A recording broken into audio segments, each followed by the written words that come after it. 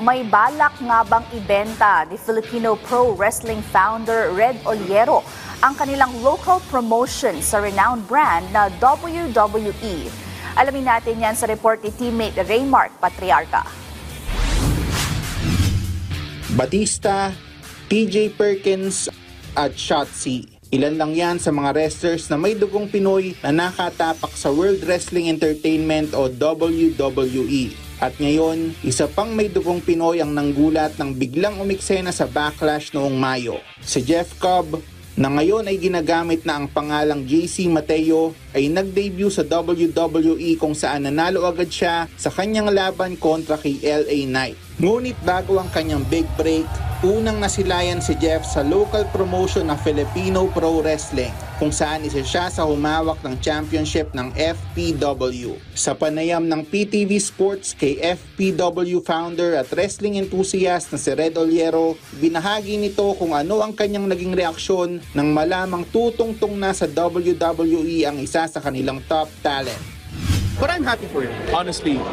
When we were talking, yun nga, medyo bittersweet because we had a lot planned for FPW.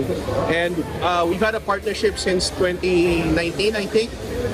He's always been supportive. Like, nung nawala yung MNC the pandemic, he was always checking up on us. How's the scene? How's the guys? How are the boys? And when we got him back here, he was so pumped up. On the way to the airport, nung natin pa siya, he was like, yo, I'll just fly in over here. Just fly me over here. I'll train the guys for free. No problem. Ganun siya ka-supportive. So sinabi ko sa kanya, bro, dude, cash it in. You deserve this booking. You deserve your WWE moments. May pabiro pang hirit si Oliero kung sakaling makakausap ni Cobb si WWE Chief Content Officer Triple H. Also, I know WWE is watching. Triple H, FPW is indeed for sale.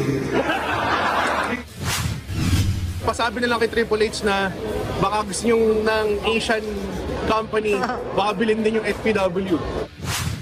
Ngunit biro nga ba ang naging pahayag ni Oliero?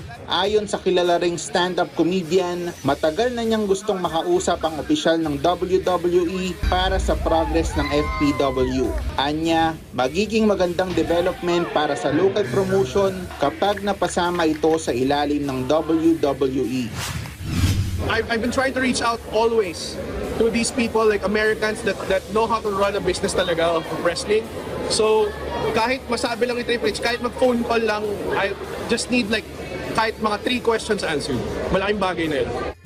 Sa ngayon ay nakafocus si Oliero sa kanilang annual premium event na Unfinished Business na gaganapin sa September 40. Raymark Patriarca para sa Atletang Pilipino para sa Bagong Pilipinas.